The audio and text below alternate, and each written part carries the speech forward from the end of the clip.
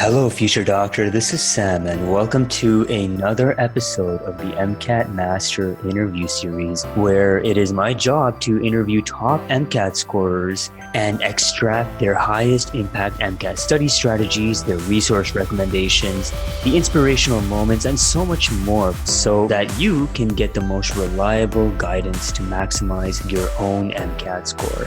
Today, I have the pleasure of interviewing Troy Dolmetsch. Welcome to the show, Troy. Thanks for joining us. Thank you very much for having me, and thank you for the introduction, Sam.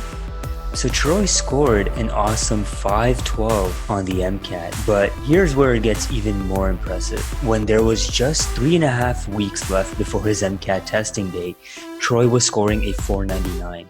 So he managed to boost his MCAT score by 13 points in less than 30 days. And of course, in this interview, we're going to find out what he did to make that happen. And Troy is also currently in med school, so towards the end of this interview, I'll be asking him questions about med school admissions, so make sure to stick around for that. So Troy, to start off, maybe you can just tell our listeners a little bit about yourself. Yeah, I would love to say a little bit about myself. I'm Troy Dolmetsch. I'm a first-year med student at Des Moines University College of Osteopathic Medicine. I didn't always plan on being in Iowa. I myself am from the state of Michigan, but I have always been interested in the DL pathway, so that's what makes sense for me.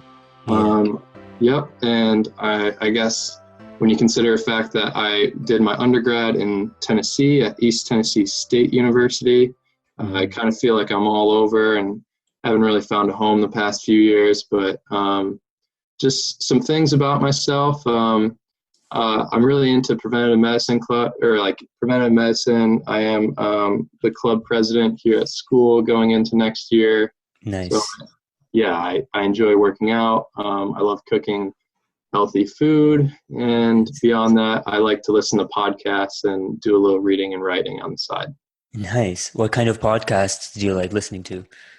I have a mix based on the mood that I'm in. So if I'm really hoping to learn something interesting, I might listen to Freakonomics, or Radiolab is another good one. Nice. Yeah, I like those. Yeah. So what was it that kind of inspired you on this path towards becoming a doctor? Yeah. I'm not sure I could say it was any one single event, but definitely a lot of contributing factors. So if I were to look back on the person I've always been, I've always wanted to aim high.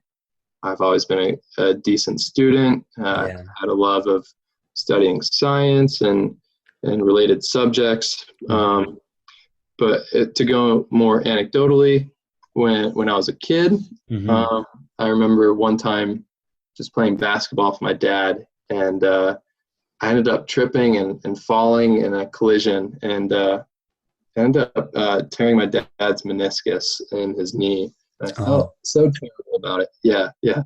And he actually, from that day, he wasn't mad, but he started joking around like, I just hope you go on to become an orthopedic surgeon, because I need to fix me one day. Way back then, I didn't even know like the prestige that comes with being an orthopedic surgeon, but that was probably the first time it opened my eyes to the fact that all the bad I do in the world, it could possibly be absolved if I contribute toward the net good. And that was an interesting experience for me. And as I got later in the college, I was a student athlete there, and I just had a couple frustrating experiences with healthcare.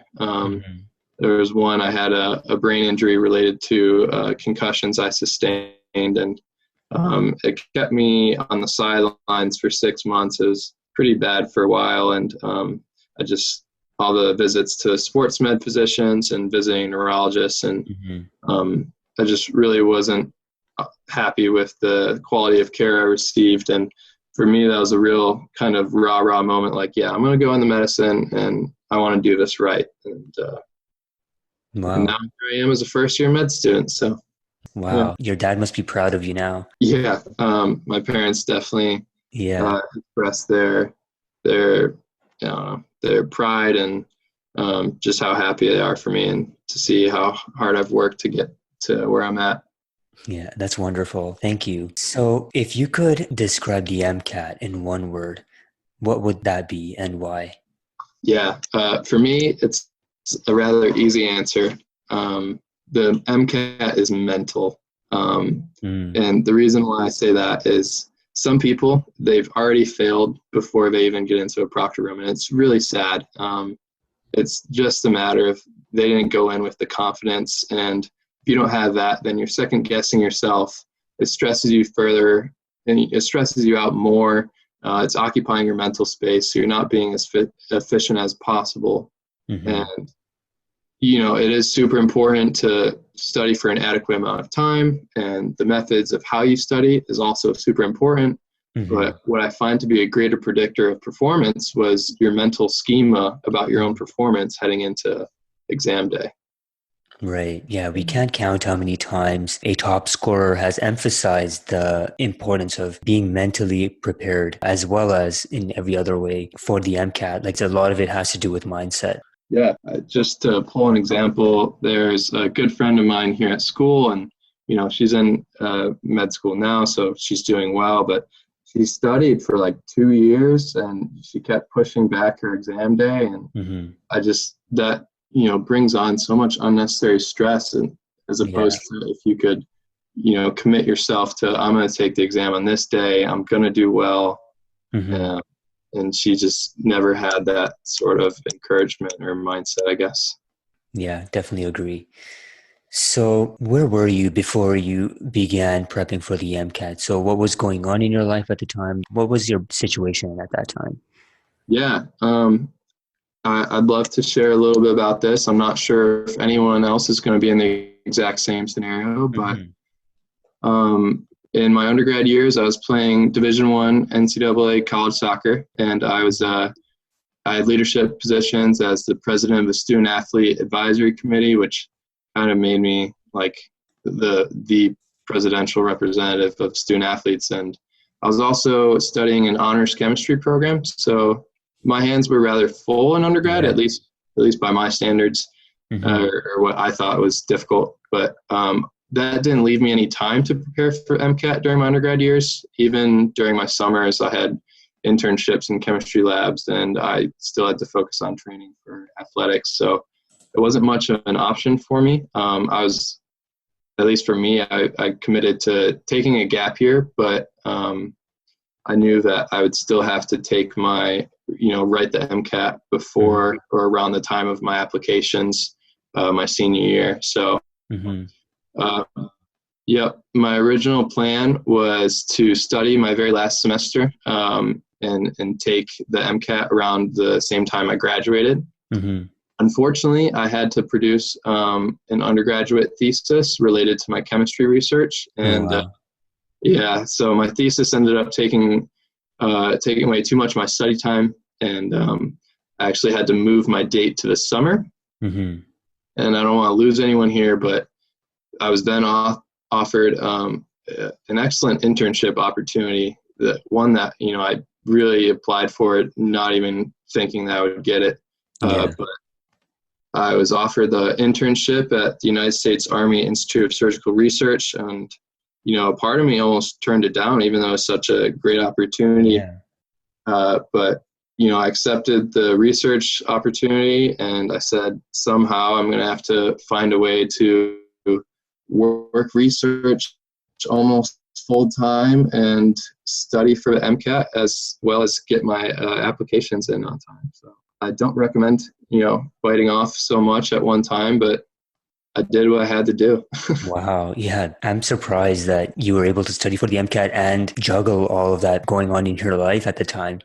So, how long did you dedicate towards MCAT prep? Yeah, I would say about only 7 to 8 weeks of dedicated study time. Wow. Yeah, I think my final semester in undergrad, I opened up a book a few times, but nothing, worth really contributing. And of those 7 and 8 weeks, I feel like the first few weeks were an inefficient use of my study time compared Hmm. to, how I was rocking and rolling those last 3.5, 4 weeks of Yeah. the exam or prior to the exam. So you scheduled your test date, I guess, 2 months in advance. So you thought that would be enough time for you to do well? To be honest, I guess when I started studying, I was just hoping that, you know, I could be average or good enough to get into school based off my Hmm. grades and my interview day or whatnot. And I was also okay when I was first starting off. Like, there's plenty of people who take it twice or multiple Yeah, times. If this ends up not being, my best go around, I could always repeat it. right. But I really don't think that's the right mindset to go into it. Very quickly, I realized, you know, I realized like studying kind of sucks, and Yeah, this is occupying too much of my time, too much of my mental space to give myself permission to, you know, let myself do this all over again. And right. again, that's why I return to why I say the MCAT is so mental, is because at first I was giving myself an option to fail. But when I Hmm. removed that possibility from my frame of reference, my studying, my preparation got so much stronger. And Right. yeah, and I do owe some credit to your program because at that 3.5, 4 week mark when I made the decision, I can't study like Hmm. everyone else. I mean, everyone going into med school, they have good grades and good qualifying characteristics. So it's Hmm. not enough just to study hard. You have to study smart. Yes. That's what I'm really grateful for your program for. That's great. That's great to hear. Thank you. So, did you have a goal in mind when you began studying for the MCAT? And if you did, how did you kind of come up with that? That's a good question. I started to allude to it in my previous rant, if you will, but I was just hoping for average and Hmm.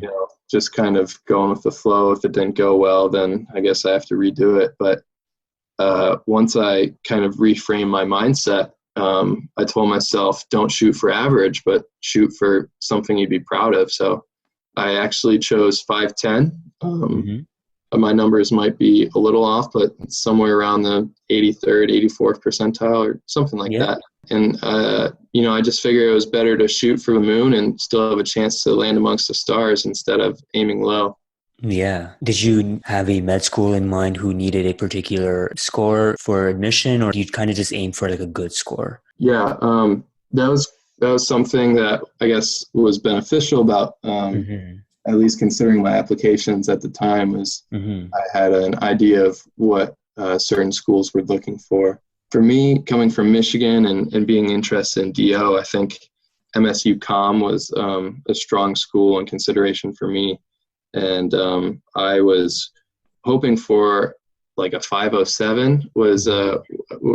I guess it might change from year to year, but at the time that was about their average. And Hmm. um, I knew that, I would at least have a fighting chance at most of the schools I was applying to, if or at least the schools I was particularly interested in, if I was at 507 or above. And then I Yeah. guess the other thing that's worth mentioning is a lot of schools want to see that you're average or above average in every section. So it's not enough just to have a great score in one that is overshadowing a poor score in another, because they want to make sure you have a well-rounded education. Right. So, Yeah, exactly. You don't want to have a problem section sticking out. right. Yeah. So, what were I guess you might have talked about this already with having a lot of things on your plate and the mindset thing, but did you have any other challenges or roadblocks, struggles that you experienced throughout your MCAT journey, and how did you overcome them? Yeah, that's a great question. I think first off, as we kind of talked about, I was short on time and I was Mm-hmm.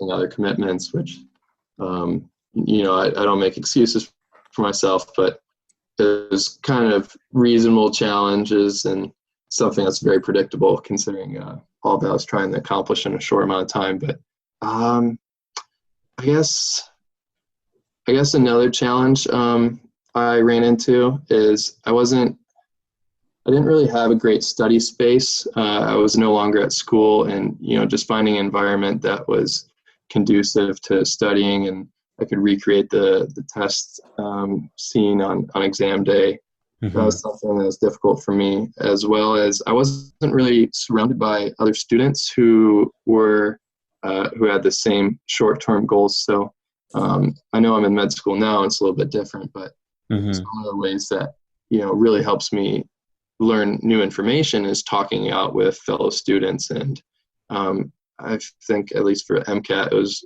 hard for me to recreate that sort of study group that could have been beneficial. Makes sense. So would you, when it comes to study groups and or studying alone or finding a dedicated study space, do you have any specific recommendations for that? Yeah. It's interesting I'm even talking about this because I've always sort of been a lone wolf when it came to my studying. And even when I started med school, I thought it was something that I would have to uphold just to do well. But, exploring new ways of learning information and kind of really focusing on your weaknesses with others, because where you may be weak, others may be proficient. And if you are proficient and if you can take the time to try and teach the information to someone else, it'll stick so well in your brain, and you'll basically never forget it. But we also talked a little bit about study space and, just finding somewhere quiet. And I would get on a lot of the students listening to this, just limit your distractions. Like really, even having your phone out on the desk with you is enough to like occupy mental space that distracts you. So for me, when I want dedicated studying time, I turn it on airplane mode or I leave it in a different room somewhere. And I just don't even want to think about it. Some people can listen to music. If that works for you, that's fine, I guess. I tend to think that lyrical music doesn't really work for me. If you want, you can go to YouTube though and put on like a white noise video, or there's like specific videos just they say will enhance your concentration. Those things work well for me if me too. Silence is good enough. Yeah. So those are some of my tips on study space and environment.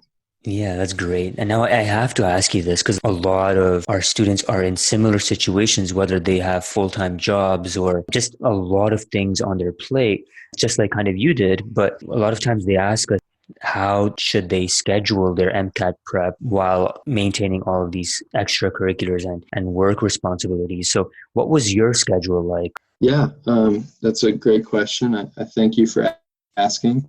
I would say when I was preparing to write the MCAT was probably the best circadian rhythm I've ever been in. To give you a taste of what a day was like, I'd probably go to bed at around 9 p.m., wake up around 4:50, and drive to where I was working. And I would work out in the morning and get showered and just walk into work around like 7:30. Granted, I was working on an army base at the time, so everything is a little bit earlier in the day. And sometimes if I chose not to work out in the morning, I'd still try and keep the circadian rhythm the same. So I'd get up early and maybe start studying. Nice. Yeah, it's really surprising, like how productive you can be early in the morning when you're rested and, it's maybe quiet in the house and no one else is up. It's real good for a productive flow state. But I would after my morning was over, I would work about 8 hours, and I was lucky enough to a point that I was doing research. But sometimes when you're doing wet bench research, it's a matter of setting up an experiment and waiting until you can collect the data. So I found pockets of time, 30 minutes to an hour at work where I could get in studying and it didn't detract from my work at all. And so I know it's not going to be the case for everyone, but if you want to steal these little micro sessions to make the most of your time, just look for those opportunities. And and then after a day of working, I would go home and study or to a library. And one other tip that can maximize your study time is you know, after a few hours, it may feel saturated learning a subject. Like Yeah. when I'm in school, I can only, do biochem for 2 or 3 hours, and then I feel like mentally exhausted because Yeah. those neural synapses in my brain, that network that is tied to my biochemistry knowledge, it's kind of overloaded. But if I Yeah. switch gears and if I start studying anatomy, then it's a whole different circuitry, and it kind of re-energizes me. So Hmm. Yeah, you sound, to be honest, very disciplined. Being able to sleep by 9 p.m. every day, I've tried it and it's probably one of the hardest things to do. But like, I know what you're saying, that when you actually can do it and when you can sleep early and wake up early, mhm. productivity just goes through the roof. Yeah, I appreciate you saying that, and I just kind of laughed at, in the moments that we've been talking, you could already pick up on that, because I think any one of my friends or family, that would be like the one thing that they would say about me is just discipline. But I know it's Yeah. so for me, like that's why I could, do my own MCAT studying, and I didn't rely on a course. Like, Mm. I was really kind of turned off by those courses because that was an extra commitment. Whereas I feel like I could manage my time better if I set my own schedules, and also save myself the money of paying for one of the really expensive courses. Nice. Yeah. Yeah. So was 499 the lowest score that you ever got, or did you ever get a score lower than that? You know, I actually got a 498 on my very first practice. Mm. So that was humbling, even though it was very early in my exam prep. Mm-hmm. Again, that's when I started to realize, like, oh shoot, I was a good student before, but now everyone who's writing this exam is also a good student. And Yes. yeah, Okay, so to get the picture right, you got a 498, and then I think you were like less than a month away from your actual test date. You just got like a 1 point score increase. So you just got like a 499 at that point. that is accurate. Yes. Okay, so here's for like one of the biggest questions now. How did you manage to just skyrocket your score from that 499 to a 512 in just 3 weeks? Yeah. So again, another humbling experience. I think getting the 499 a month later, that was probably worse than the 498, just because Yeah.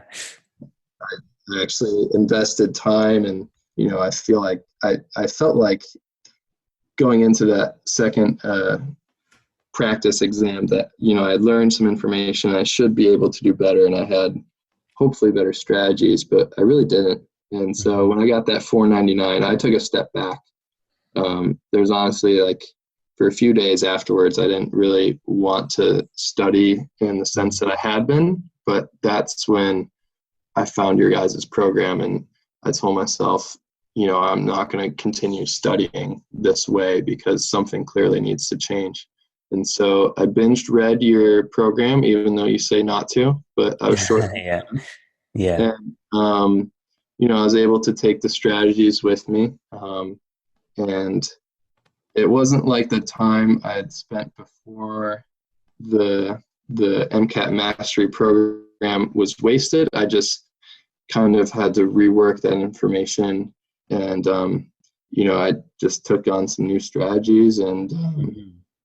that's where I got to where I was at. Nice.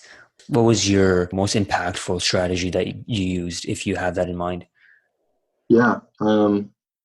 So you know, out of courtesy to you guys, I'm not gonna give away like all the strategies, but Yeah. um, you guys definitely had some good ones in there. Things tied into lifestyle.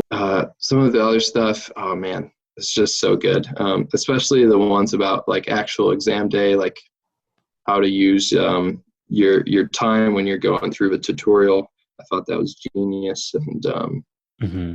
I think the one that really helped my studying the most is I started to keep a notebook of all the mistakes that I would make on practice questions. Hmm. And what I had to do to myself is when I would get an answer wrong, I would have to, in hindsight, look at why the correct answer is correct, write it out and explain it to myself so that, I would stop repeating the same mistakes. And so, that notebook with all the wrong answers that I got over the course of all my practice questions, that actually became one of my best study resources. Nice. And that's really great to hear. Thank you for all the kind words that you said about our program. So did you have any other materials and resources that you used during your MCAT prep that you'd recommend? Yeah. To start off, I kind of alluded to the fact that I'm disciplined and, structured class wasn't for me. So what was something where I could control the pace that I worked at. So I purchased Kaplan MCAT review books, and for the most part, that was my best study resource, minus the actual formal education I had in my undergrad years. But the MCAT review books by Kaplan, they were good enough, and I thought doing the practice questions after each section was a good way to make sure I was understanding things. But I would also occasionally supplement with videos on YouTube or Khan Academy. I would use free practice questions available on the internet, just Googling free MCAT questions. And I really was trying to do it for as cost effective as I could. And those were just some really great resources that I found were readily available. So looking at your scorecard, your highest scores were in bio and psych soc. How did you study for those sections?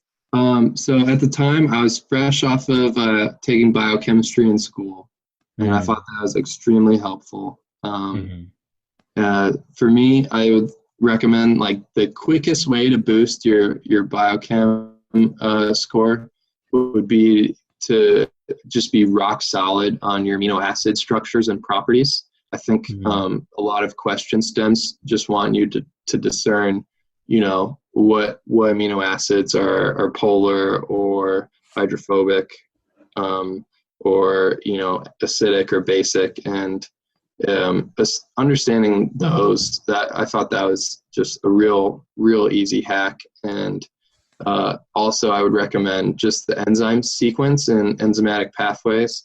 If you understood the steps of glycolysis and the citric acid cycle, I thought those were real high yield concepts on exam day. Nice. And for the psych soc, as a chemistry major, I placed a lot of focus there because it was not as extensive in my formal education as a chemistry major. So, that just brings me back to taking time to focus on your weaknesses, understand where you may be deficient and really dedicating yourself. So what worked well is I also found this section especially conducive to reviewing concepts in my head that didn't require formal study time. For instance, I think I'm on your guys' website, and I authored a testimonial on your page talking about how I can concoct scenarios in my head that address the psychosocial concepts. So for instance, I could talk about making a decision and using my frontal cortex because it was the higher executive functioning. I could see two animals playing on the side of a road and think about game theory. So it's kind of annoying that, MCAT just kind of becomes your life for a little bit, but it was also something kind of enjoyable about it.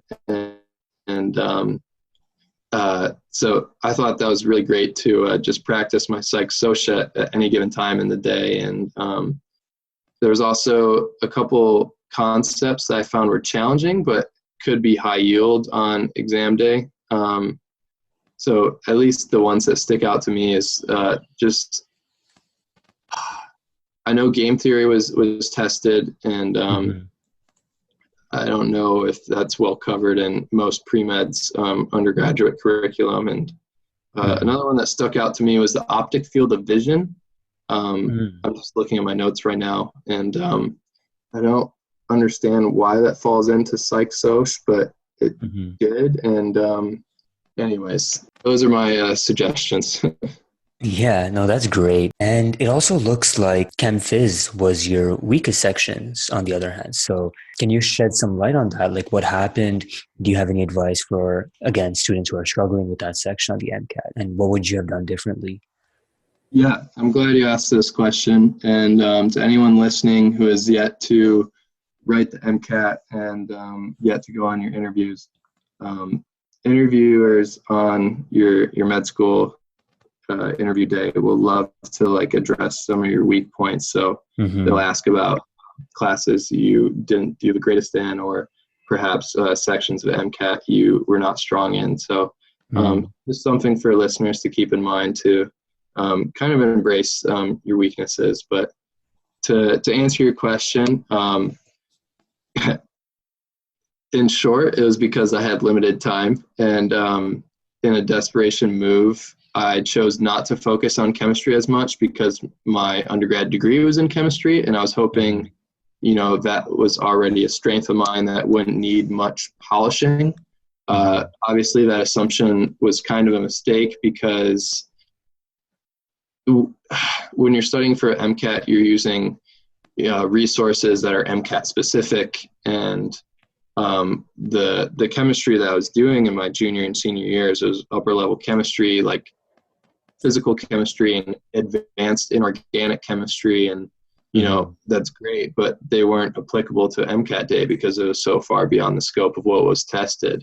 And what was tested was basic chemistry and basic physics that I had 3 years ago in my freshman year classes because I was on the fast track to a chem degree. So just being so far removed from those basic classes and not taking enough time to review it would be my explanation of why it was my low. Yeah, that makes sense. And so we talked about this kind of before, like having a balanced score. And so Chem Phys, it looks like, the other scores are in the 80s, 90s, but Chem Phys was in the 60s. Did you ever consider retaking the MCAT to balance your scores out? I did not, no. And I mentioned earlier, like 510 as a total score is what I was shooting for. And, I could have improved Chem Phys, but I felt confident enough in my overall application profile. And, if that question ever did come up in an interview, I could explain just as I did to you is, I do feel like I do have a strong chemistry and physics background, even if my exam score didn't reflect it. So nice. Yeah. Confident enough that I could handle any sort of, difficult questions on interview day. So. Yeah, that makes sense. And the only reason I ask that is because we get that question quite a bit as well. Like people are always wondering if they should retake or not. Yeah. No, you're totally right.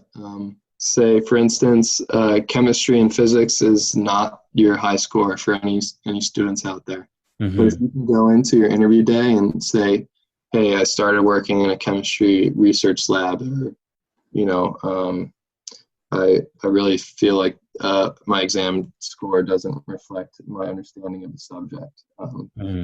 You do have a good chance of avoiding any conflicts in the admissions process if you can prove that you are sufficient in all subjects. But anyways, yeah, that's good to know. So I don't know how well you remember exam day, but do you remember how you felt during the morning of your exam? And, how did you deal with any anxiety, if there was any, during test day and even before that throughout your MCAT prep process? Yeah, another good question. So I don't think anxiety was ever overwhelming for me during the process, even though it easily could have been. I easily could have been overwhelmed with what was at stake, but, just returning to that mindfulness and the visualization aspects of being a confident exam taker, it really paid off. So not a ton of anxiety going through a process, but the night before the exam, I shut off any sort of studying. I figured, what you know at this point. Cramming might just do more harm than good if I'm going to stress myself out. And So I just, relaxed with a nice dinner and a TV show that I've seen 1,000 times and got some good sleep, luckily. And, Nice. yeah, I woke up ready and calm. One thing that helped is, I'd mark this day on my calendar, and I would make sure that I would look at that day on the calendar, every day, just so that, it wasn't sneaking up on me, and I could kind of, visualize myself on that day, every day approaching that. So I really felt ready and calm, and I woke up in plenty of time to get there, which was, a real smart move because I was having fog issues from the inside of my car. And so I actually had to pull over on the expressway to get there. And so that is the morning of the exam. Wow. And I'm sitting on the highway, at a dead. Wow.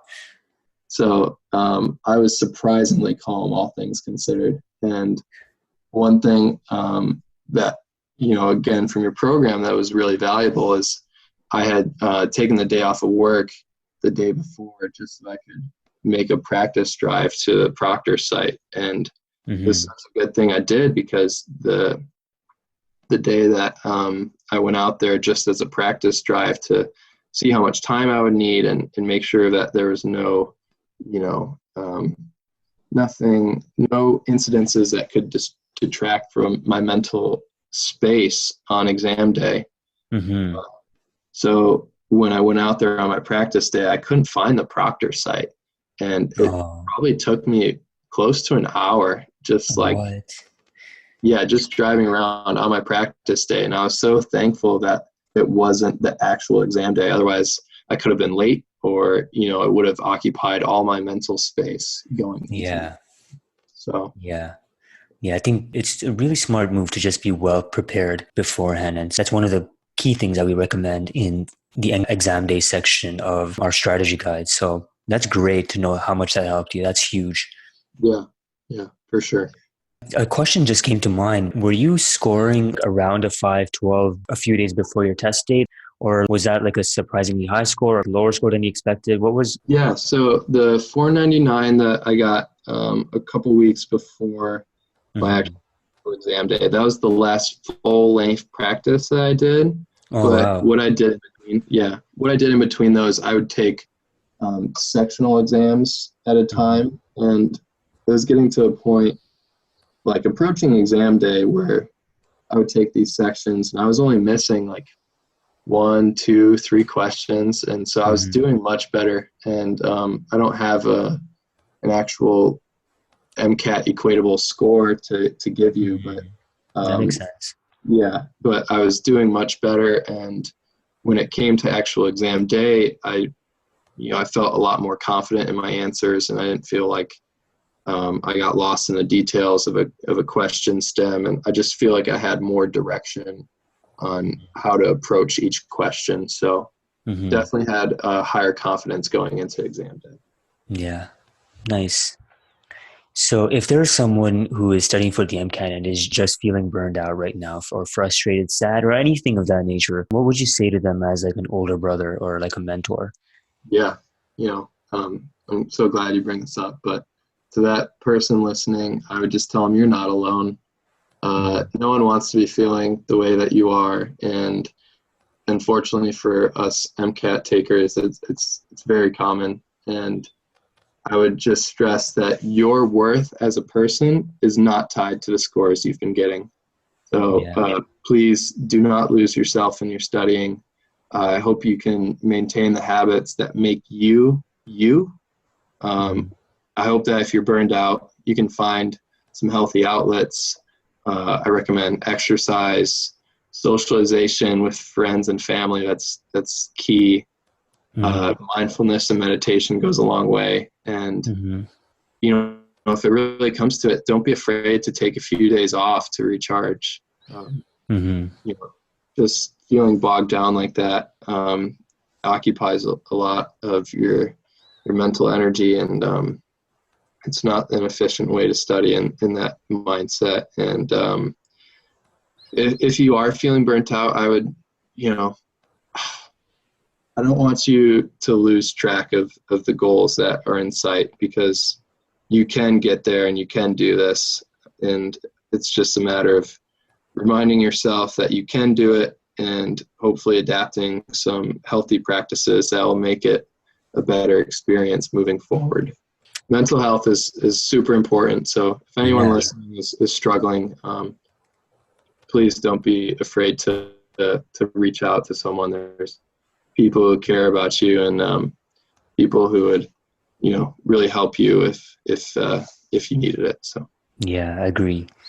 Did you have any regrets at all during your prep that you would have done differently? Yeah, another great question. I don't think I have regrets, but did I do it perfectly? No.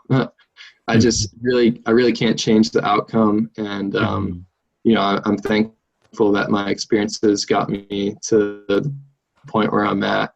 And I kind of liken the analogy of taking the MCAT. It's almost similar to starting a family, I imagine. Yeah. I don't have a spouse or a child on the way or anything, but there's never a convenient time is the point to be made there.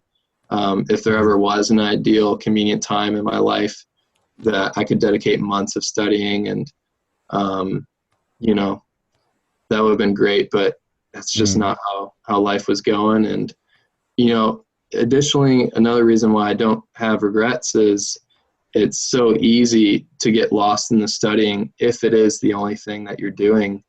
So I'm almost appreciative of the fact that I had work and applications to work on. And so sometimes I could take my mind off of studying. I'm not recommending to other people to take on the same workload I had, but it doesn't require just pure dedicated studying to prepare for the MCAT. But in short, no regrets. No regrets. That's great.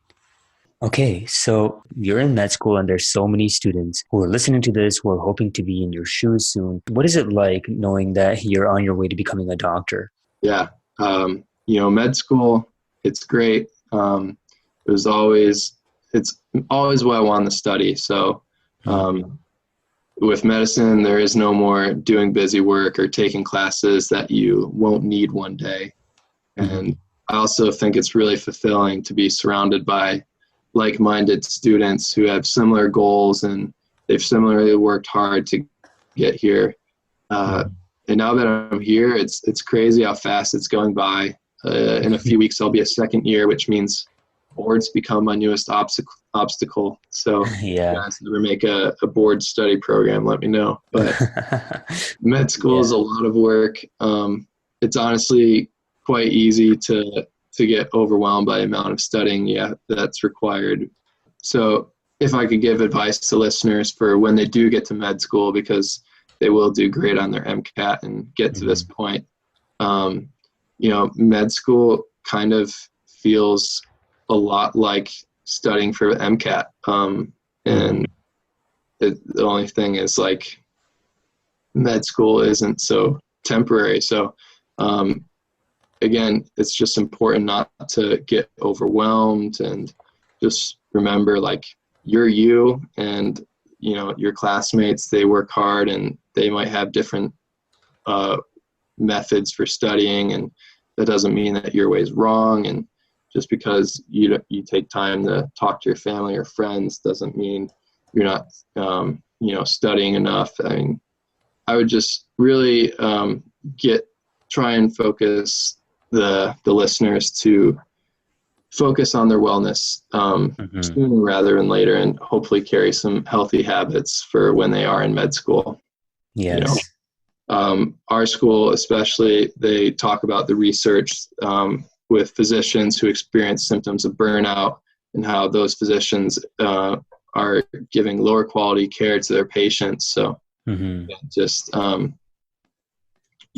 maintain wellness. And what is super rewarding for me, because I am in my preclinical years, and some schools may be different. Some schools you may get in the clinics and start getting your experience almost right away. But in the preclinical years, it's very heavy on the foundational classes. And even though you're in med school, you kind of almost forget the end goal is to become a doctor that is interacting with patients and treating And so I get a lot of fulfillment out of volunteering and working like free clinics and visiting the nursing home, and just kind of getting that reminder that my sense of service is strong, and that's why I'm in this career. Nice. Do you look at the MCAT now and have any kind of like a different perspective on it compared to your exams that you write in med school? Like, what's your perspective on the MCAT now? Yeah, that's a funny question. I don't think the MCAT would intimidate me nearly as much after a year in med school. Yeah. Exams in med school, they are challenging, but fortunately they're not 8 hours long. So Right. Yeah. When it came to getting med school admission and the whole application process, I know you already gave a couple of good tips, but did you have any more tips for that whole process? yeah, so application process is just that. It's a process. Once you send in your applications, it's a lot of waiting around, which can be frustrating not to have any feedback or direction during that time. Additionally, I'll stress that the application process consumes your time, your money, and energy. I mean, it takes time to write essays and fill out your profile, and each school that you apply is going to ask for the application fee. And I mean, your energy is just a finite resource. So you want to find a balance that you complete enough apps that you have an optimal chance at admission at a school that you would like to attend, but just finding the balance of limiting your schools so that your time, money, and energy is not just, being carelessly thrown out. Right. Those are my tips about the application process. In terms of writing essays, the best advice I could give someone is, one, tell the truth. Don't try and tell a story that's not you, because the people who read those essays and your interviewers on interview day, they'll see right through that. So all you can do is, tell the truth of who you are, and don't be a perfectionist when it comes to writing your essays. So what I think gives people a lot of intimidation is they start drafting an essay and they type a sentence and it's not perfect. It doesn't read perfectly how they want it to sound. And so they just get caught up in editing the same sentence over and over, and they don't make any progress. So really try and focus on your writing skills. There's a couple podcasts out there or YouTube videos that might help with this. But when it comes to writing essays, get all your information down, like all the points that you want to hit. And then it's just fine tuning your essay over and over. Like, you should spend twice the amount of time at least editing as you do actually writing. And, don't be afraid to share your essays with other people, have them look it over. Someone will always find something that your conscious doesn't pick up. So yeah, that's writing essays and the application process. And interview day, just again, tell the truth, look nice, go in well groomed. Yeah. And have a smile on your face. I guess, when it comes to interviews, a lot of students might be uncomfortable in one-on-one situations. They can find it rather intense, especially if you have never been in a situation like that before. So I would honestly urge students out there to start getting comfortable in situations like that. Like, seek out one-on-one conversations and be very intentional and get comfortable talking about yourself, because a lot of students cannot do that. And I'm on a rant right now, but if you are if you're still in undergrad and you have access to a student counseling center, that is a perfect way to start honing in on your interview skills, because it gets you in a one-on-one situation and it forces you to talk about yourself. I guess my last question for you is, what are your plans for the short and long-term future? What's your vision for where you want to be? What's that picture look like 5 or 10 years from now, whatever works for you? Yeah. Thank you for that last question. In the short term, all you can do in med school is take it one day at a time. So I hope to finish out the semester best I can, I have some leadership in some extracurricular groups here at school, so I want to come up with some cool things that we can accomplish as a club in the next year. And then this summer, I'm going to start studying for boards because I made the mistake once when I was taking the MCAT of not giving myself adequate time, and so I'm starting earlier, and I don't want to feel rushed when boards prep comes around. So that's short term, and 5 to 10 years from now, depending on the time point, I could be in residency or maybe a fully licensed physician. So I'm keeping an open mind for specialties I go into, but I'm finding that knowing and seeing all disease presentations to me is more appealing than singularly focusing in one area. So I'm partial to opportunities related to internal medicine or family medicine, or we'll see. I need more exposure, and I look forward to doing some shadowing here soon. So yeah, a lot to look forward to. Yeah, for sure. That sounds great. This has been absolutely amazing. You've given us an abundance of great insights, and I really, really appreciate it. Thank you again, and we wish you all the best on your journey to your vision and for becoming a doctor. Thank you so much, Sam. Thank you for having me on. So to everyone who listened this long, thank you for your attention, and I wish you best of luck. I know you can do great.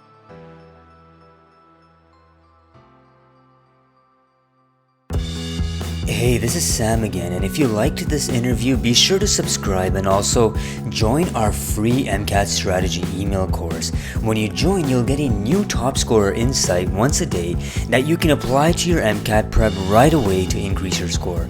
The link to that is in the description if you want to join or if you just want to see the course schedule.